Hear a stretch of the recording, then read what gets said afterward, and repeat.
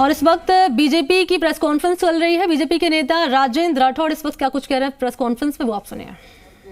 प्रमाणित आरोप लगाते हैं सरकार के मंत्रियों पर।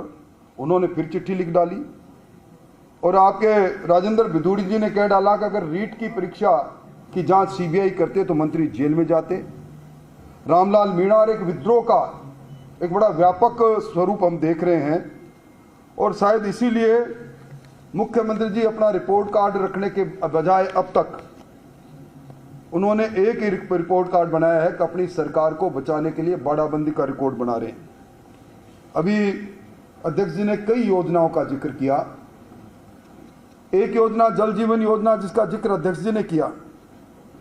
2019 के बाद अब तक राजस्थान को जो रिलीजेस मिली, जो पैसा मिला 27,000 करोड़ पे और खर्च सिर्फ 4,000 करोड़ पे।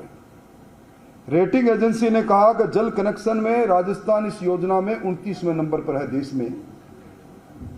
और इसी प्रकार जिस प्रधानमंत्री आवास योजना का जिक्र अब हुआ, प्रधानमंत्री आवास योजना के दूसरे चरण में प्रधानमंत्री आवास योजना प्लस में राजस्थान की सरकार ने 7,67,000 जो पात्रताधारी चयनित लोग थे उनका डेटा अपलोड नहीं किया।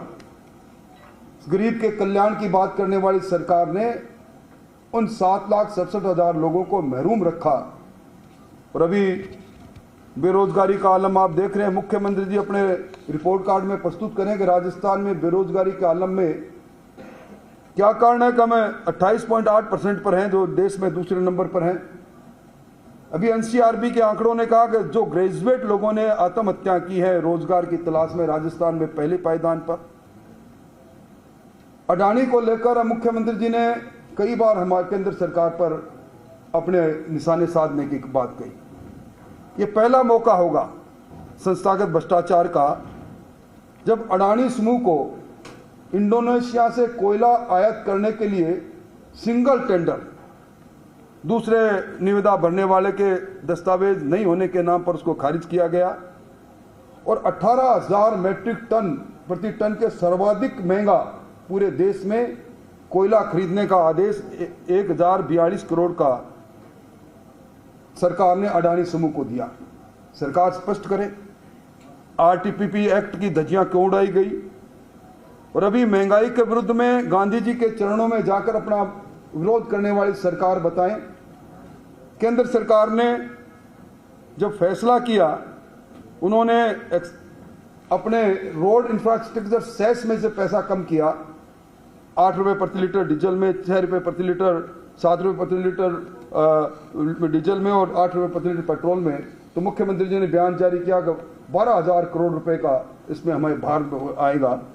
दूसरे दिन केंद्रीय वित्त मंत्री जी ने कहा कि हमने सेस से पैसा कम किया है। अब क्यों नहीं दूसरे कई राज्यों में, केरल, उड़ीसा और कई राज्यों ने अपना वेट कम किया, आप वेट क्यों नहीं कम कर रहे। आज भी सर्वाधिक वेट महाराष्ट्र के बाद राजस्थान में 31.4% पेट्रोल पर, 19% 3% डीजल पर। मैं समझता हूं अब ये हालात जो है, राजस्थान की सरकार अपना विकास का रिपोर्ट कार्ड प्रस्तुत करने से इसलिए कतरा रही है कि आप सब लोगों ने हाल ही में रिजर्व बैंक और विश्व बैंक ने जो रिपोर्ट प्रस्तुत की, उन्होंने कहा है कि राजस्थान में जीडीपी का 47.2% इन्होंने कर्जा लिया है। इन 3 वर्षों में जब से राजस्थान की लोकतांत्रिक सरकार बनी है, इन 3 वर्षों में उसका टोटल कर्जे का 25% कर्जा लेने का रिकॉर्ड राजस्थान के मुख्यमंत्री जी ने कायम किया है। और इसके हालात ये है कि आज 25,000 करोड़ रुपए मात्र ब्याज में जा रहे हैं। विकास ये सरकार कर नहीं सकती, बजटीय घोषणाएं कर नहीं सकती और कानून व्यवस्था के बारे में मुझे कहने की आवश्यकता नहीं। इन सारी बातों को लेकर भारतीय जनता पार्टी जब जहां एक और केंद्र सरकार के अपने सुशासन के, गरीब कल्याण की बातों को लेकर जनता के बीच में जा रही है, हिम्मत हो तो राजस्थान की हुकूमत भी अभियान चलाकर, अभी नवंबर में 4था साल पूरा हो जाएगा, 3 साल इन्होंने अपना रिपोर्ट कार्ड दिया नहीं, जनता के बीच में लेकर जाए। और एक्सपर्सन ये भी है कि ये 7 सितारा होटल के अंदर अब की जो बाड़ाबंदी इनकी पूरी हो जाएगी तो 72 दिन हो जाएंगे बाड़ाबंदी के, सरकार कैद 5-7 सितारा होटल में। इसका खर्चा कौन वहन कर रहा है, ये क्यों किया जा रहा है, किसका भय है, कि भयक्रांत किस पर है। और मुख्यमंत्री जी ने आरोप लगा दिया कि 35 करोड़। तो राजेंद्र राठौड़ को आप सुन रहे थे बीजेपी की प्रेस कॉन्फ्रेंस।